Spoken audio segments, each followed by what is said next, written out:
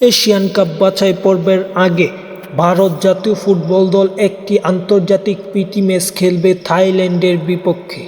আজ আমরা এই ভিডিওর মাধ্যমে জানব থাইল্যান্ডের বিপক্ষে সেই ম্যাচটিতে ভারতের এবং থাইল্যান্ডের মধ্যকার পরিসংখ্যান, পাশাপাশি উল্লেখযোগ্য কিছু ম্যাচের ইতিহাস সম্পর্কে জানব।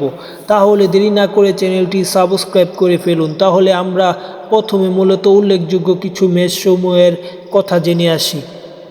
6 জানুয়ারি 2019 সালে এএফসি এশিয়ান কাপের গ্রুপ পর্বের ম্যাচে ভারত একটি জয় পায়, যেটা থাইল্যান্ডকে 4-1 গোলের ব্যবধানে পরাজিত করে।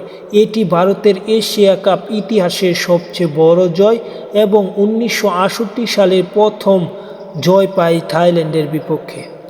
8 জুন 2019 সালে কিংস কাপের তৃতীয় স্থান নির্ধারণী ম্যাচে ভারত 1-0 গোলে থাইল্যান্ডকে পরাজিত করে এবং 1962 এবং 1964 এশিয়ান গেমস ও মেরদেকা টুর্নামেন্টে ভারতের জয়।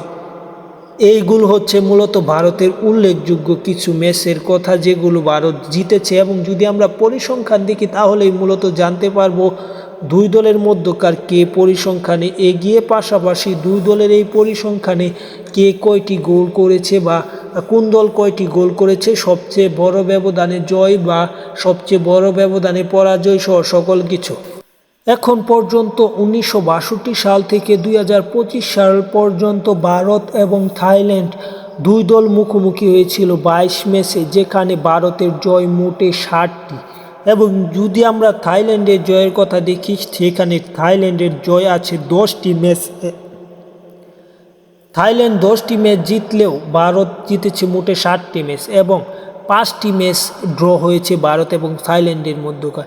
এবং যদি আমরা গোলের কথা দেখি, সেখানে ভারত মোট গোল করতে পেরেছে এই 22 ম্যাচে 27টি এবং থাইল্যান্ডের গোল আছে 35টি।